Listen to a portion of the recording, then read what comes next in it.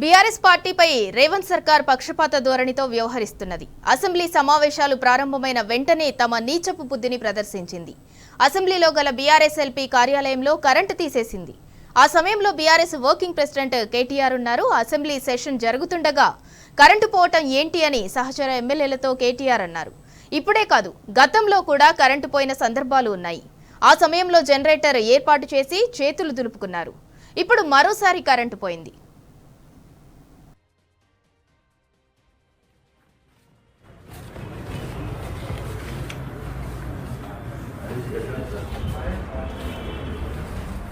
Current పోయి ఎంతసేపు అవుతుందని ఇప్పుడే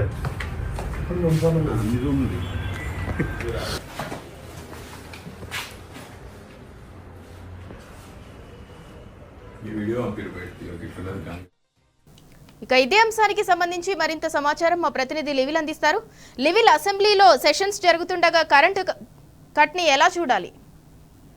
గతంలోనే బీఆర్ఎస్ అధికారంలో 10 సంవత్సరాలు ఏనాడు కూడా కరెంటు పోయిన దాఖలాలు కనిపించలేదు. కానీ కాంగ్రెస్ వస్తే కరెంటు పోతుందని చెప్పేసి మొదటి నుంచి కూడా ఒక నానుడు ఉంది. అది గత ప్రచారంలో కూడా అనేక సందర్భాల్లో బీఆర్ఎస్ అధినేత నాటి ముఖ్యమంత్రి కేసీఆర్ కూడా అనేక సందర్భాల్లో చెప్పారు.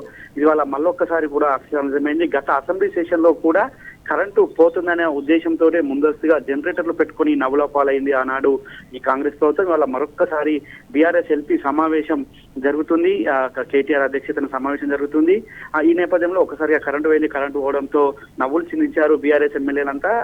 గతంలో కూడా అనేక సందర్భాలను మరొకసారి గుర్తు చేసుకున్నారు. ఈ సంవత్సర కాలంలో పాటు ఎక్కడెక్కడ కరెంటు పోయింది, ఎలా కరెంటు పోయింది అనే అంశాలను కూడా మరొకసారి గుర్తు చేసుకుంటూ ఖచ్చితంగా కాంగ్రెస్ అంటేనే కరెంటు కోతలని చెప్పేసి చెప్పుకున్న పరిస్థితి కనిపిస్తుంది. ఒక 10-15 నిమిషాల పాటు ఆ కరెంటు పోయింది. తర్వాత అధికారులకు ఉన్నతాధికారులతో ఊటా మళ్ళీ కరెంటును యథావిధిగా పునరుద్ధరించారు. కానీ వాళ్ళ గత సెషన్ లోనేమో కరెంటు పోతుందని ముందస్తుగా జనరేటర్లు ఏర్పాటు చేసుకుని నవ్వుల పాలైన ఈ కాంగ్రెస్ ప్రభుత్వం ఈసారి ఏకంగా కరెంటు పోవడంతో మరొకసారి నవ్వుల పాలైంది. కాంగ్రెస్ అంటేనే కరెంటు కోతలని ఈ నేపథ్యంలో చాలా మంది రాజకీయవేత్తలు కావచ్చు, ఇటు చాలా మంది ఎమ్మెల్యేలు కూడా చెప్తున్నారు. ఎందుకు ఈ విధంగా ఒక అసెంబ్లీ సమావేశాలు జరుగుతున్న తరుణంలో ఈ విధంగా కరెంటు కోతలు ఏంది?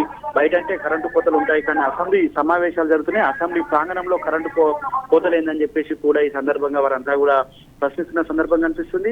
ఏదేమైనప్పటికీ వాళ్ళ కరెంటు ఎన్టీపీసీ ఇప్పటికే యాడ్ అయింది. ఇటు 800 మెగావాట్లు దామర్చర్ల పవర్ ప్లాంట్ ఉత్పత్తి స్టార్ట్ అయింది. అయినప్పటికీ కూడా ఈ విధంగా కరెంటు కోతలు ఏందని చెప్పేసి కూడా పలువురు చెప్తున్న పరిస్థితి కనిపిస్తుంది.